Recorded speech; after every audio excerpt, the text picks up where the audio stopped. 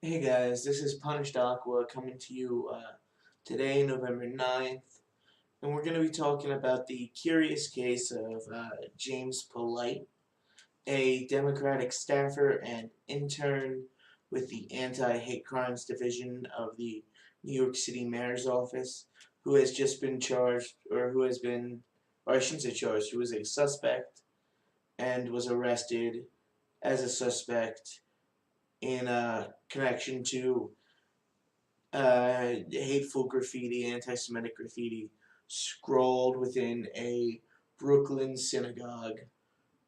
Uh, Surprisingly enough, right before a Democratic fundraiser was to be held there. Weird how that coincidence just happens.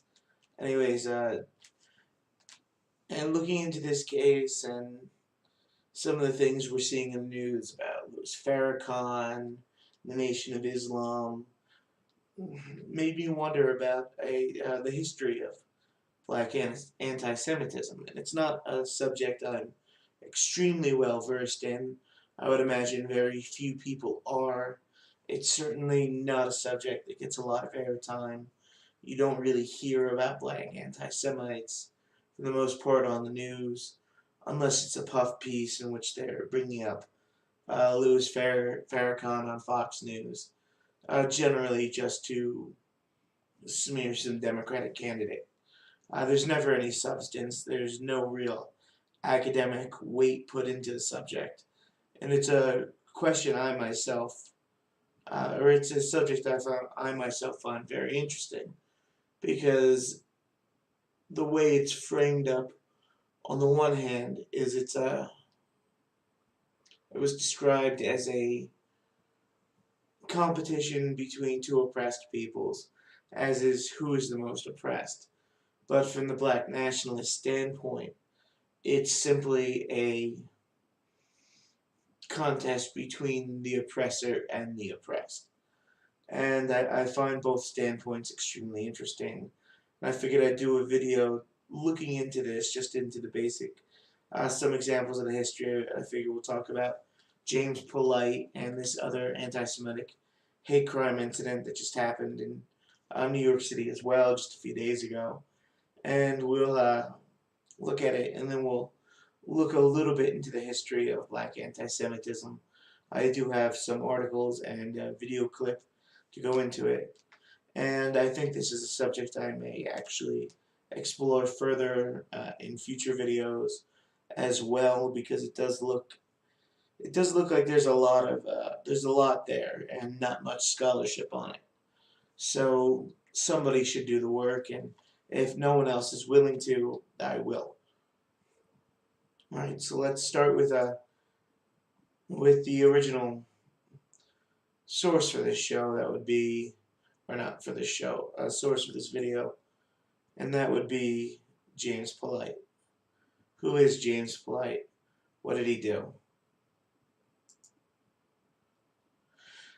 But now, mind you, this is from CBS News. It was last updated November 3rd at just after midnight, and it hasn't been updated since.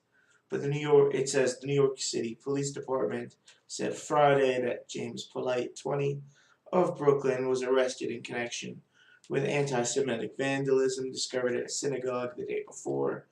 The discovery had led to the cancellation on Thursday of a political event hosted by Broad City co-star Ilana Glazer, whom I have never heard of before. I'm not sure what Broad City is. I'm not sure if that's a television show or if it's something on Broadway. I don't know. Anyways, the NYPD's Hate Crime Division responded to complaints of vandalism in Prospect Heights Union Temple on Thursday evening after congregants found hate speech, including K-all Jews written in black marker. Sorry, I don't want to say it outright because even though I'm just reading it in the article, YouTube may still flag my video. And anyways, this is already a very touchy subject to begin with. So cut me a little bit of a break with self-censorship here. Anyways, going back, the NYPD's hate crime division responded to complaints of vandalism in Prospect Heights Union Temple on Thursday evening after congregants found hate speech, including blank all Jews written in black marker within the synagogue stairwell, CBS New York reports. The suspect also drew a picture of the Puerto Rican flag and wrote "Free PR." The temple was set to host an interview with two local politicians moderated by comedian Alana Glazer. The organizer of the event decided to cancel, citing safety concerns. "We will not stand for this type of activity in New York City," said NYPD Chief Detectives Dermot Shea, calling the slurs pretty derogatory and hate-filled. Police said Polite was seen on a surveillance video wearing a red suit jacket and using a black marker to write messages throughout the building before fleeing. Alright, I'm just gonna stop right there. This is already really, really weird. I mean, first off, he's in a red suit jacket. It's not like he's in a red jacket. He just came in from the cold. He's in a suit jacket. He probably came from work. The dude works as an intern. It doesn't mention it in this article. I had to do, a lot of actual digging to find it, and I forget where I found it. Where I found it before. If you guys really want to know that badly, I'll look it up. I'll look into it again. But as to where I found it, but he was actually interning in the mayor's anti-hate crimes division. He was a Democratic activist who had been adopted by a Jewish couple who changed his name on Facebook to an Afro-Islamic name. I forget. I think it was.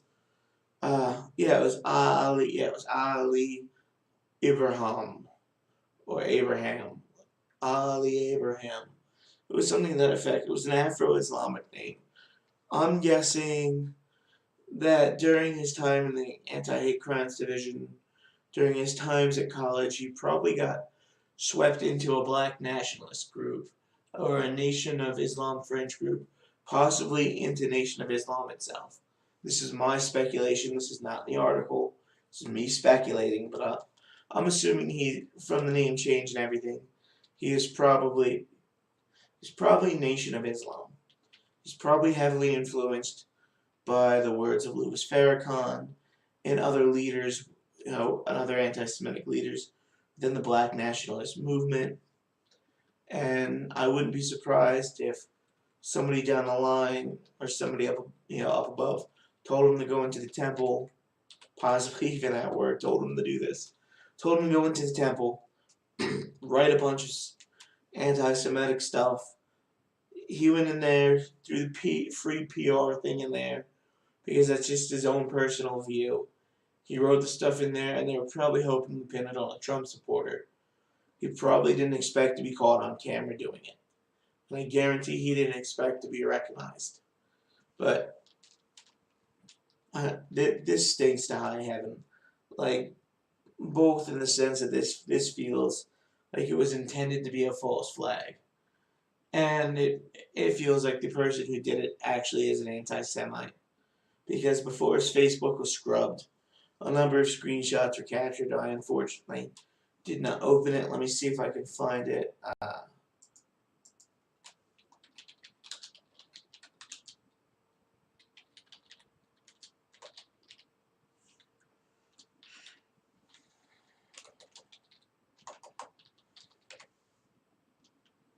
Sorry. Here we go. I might have actually found it. Let's see. Alright, this is from vdare.com. I'm guessing Virginia Dare is the reference. I don't know. I don't know anything about this site. I don't know how good it is or anything. I am not Tim Pool. I don't know what sites to go to look it up, but this is written by a guy named Steve Saylor. He goes on. Today, Luke Rosiak of the Daily Caller follows up my scoop yesterday on the identity of the individual who defaced a Brooklyn synagogue with anti-Semitic graffiti that the national media was intending to turn into a nice weekend crisis. As I pointed out yesterday, the vandalism suspect is James Polite, a black, gay, black studies major with close ties to the mainstream Democratic establishment in New York City, who served as an intern working on the anti-hate crime projects for the lesbian speaker of the city council, Christine Quinn. Ah, man, with a pedigree like that.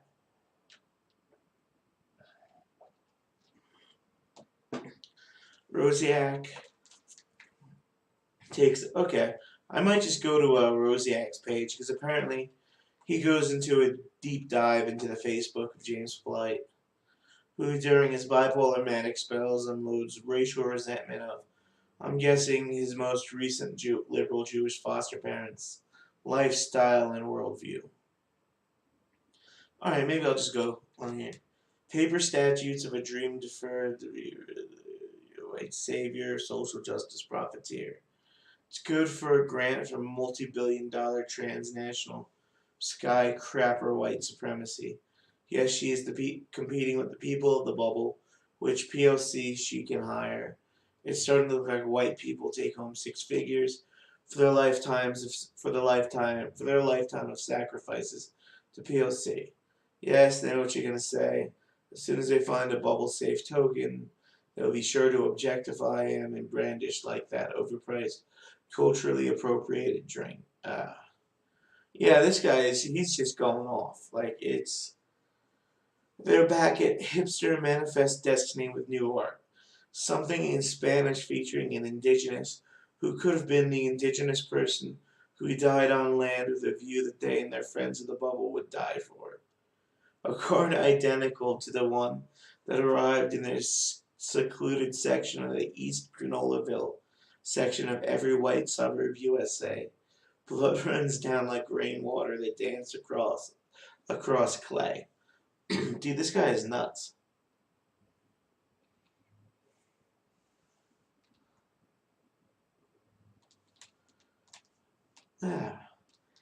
Even more than this guy just going in and writing some graffiti, though.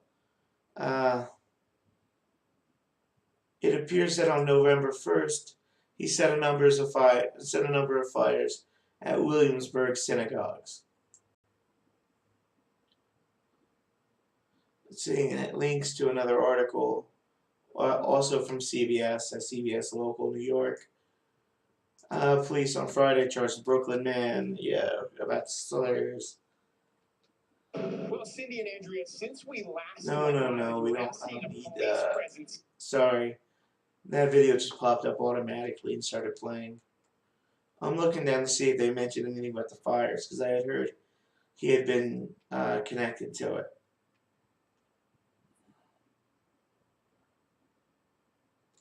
Okay, it just says that on Friday night, the NYPD announced that they arrested Polite, allegedly seen in the surveillance video from the temple, for the hateful graffiti. Sources tell CBS 2 he's also believed to have set fires outside 7 shuls and yeshivas in Williamsburg overnight. Okay, so this dude went out to Williamsburg, which I want to say is a suburb of New York, or Brooklyn. I'm not 100% sure. Anyways, he apparently went to Williamsburg, set fire to 7 Jewish schools, and then went a day later and wrote hateful graffiti in Union Temple. Like, from his Facebook post, dude is definitely going off. He's got a built-in hatred of white people and Jews especially, and this is not that unusual from what I'm seeing for black anti-Semitism. Let me see if I can find the article again. Sorry, I shouldn't have just. Oh, here we go. Now this article goes back to 1967. All right, April 9th, 1967. This is from the New York Times. This is in their book section. The title is Negroes. And again, mind you, this is 1967. This was accepted language for the time, and this was written by a black man. So Negroes are anti-Semitic because they are anti-white. Alright, so as you can see, just in the fact that this article was written in 1967, this is not a new issue. Clearly there has been a history of anti-Semitism between black Americans and Jewish Americans that has gone on for a very long time. I'm going to read just a little bit of what he says in the beginning. I don't want to go into too much because I don't want to be flagged as an anti-Semite. But this is James Baldwin speaking. When we were growing up in Harlem, our demoralizing series of landlords were Jewish, and we hated them. We hated them because they were terrible landlords, and they did not take care of the building. A coat of paint, a broken window, a stopped sink, a stopped toilet, a sagging floor, a broken ceiling, a dangerous stairwell, the question of garbage disposal, the question of heat and cold, of roaches and rats, all questions of life and death for the poor, and especially for those with children. We had to cope with all of these as best we could. Our parents were lashed to futureless jobs in order to pay the outrageous rent. We knew that the landlord treated us this way only because we were colored. Again, 1967 black man writing this. He knew that we could not move out. The grocer was a Jew, and being in debt to him was very much like being in debt to the company store. The butcher was a Jew, and yes, we certainly paid more for bad cuts of meat than any other New York citizens, and we very often carried insults home along with the meat. We bought our clothes from a Jew, and sometimes our second-hand shoes, and the pawnbroker was a Jew. Perhaps we hated him most of all. The merchants along 125th Street were Jewish, at least many of them were. I don't know if Grants or Woolworths are Jewish names, and I well remember that it was only after the Harlem Riot of 1935 the Negroes were allowed to earn a little money in some of the stores where they spent so much. All right, so clearly, we're seeing that this is. I guess you would describe this as systemic. This is systemic outrage against what appears to be Jewish oppression of African Americans. And I wonder if, and I wonder if or if black anti-Semitism, I always said Jewish anti-Semitism, but I wonder if black anti-Semitism actually goes back as far as slavery. Uh, I know this isn't a really popular subject, but a lot of these ships that carried slaves across the ocean were run by Jews, were owned by Jews. A lot of the merchants that dealt in slavery historically in the West have been Jews. It's not something good Christians were generally very pro to begin with. Even the ones that were pro slavery tended to kind of look the other way and overlook what they were doing. Uh, just like usury, and a few other things that were forbidden to Christian merchants, Jewish merchants didn't have those. They didn't have those restrictions. So these were areas in business that they themselves could dominate. And it's something something historically, whether it's a good or bad thing is your opinion, but it's it's a historical fact that when one group of people is forbidden from engaging in a kind of trade, and another group of people is allowed to engage in that kind of trade, the one group of people that can engage in that kind of trade will monopolize and make a lot of money off that trade because they have no competition, and their competition tends to be within a small insular group. So I mean, it's a fact of life, and I'm not trying to attack the Jews in any way, shape, or form. For this, it was a historical reality. It was legal trade, and it was legal for them. I don't know that much about it to really cast any kind of judgment.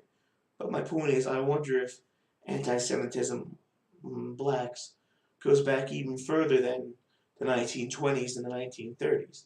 I wonder just how far back it goes, and this is one of the questions I want to answer by looking into this particularly not so well explored area of academia, area of history. But as you can see, this is not a new phenomenon, but it is a phenomenon that is just it's not talked about. So here I am. I'm bringing it up.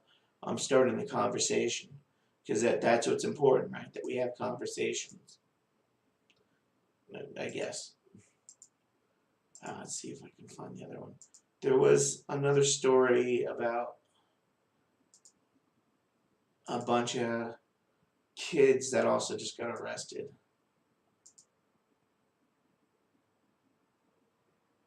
Here we go. Here we go.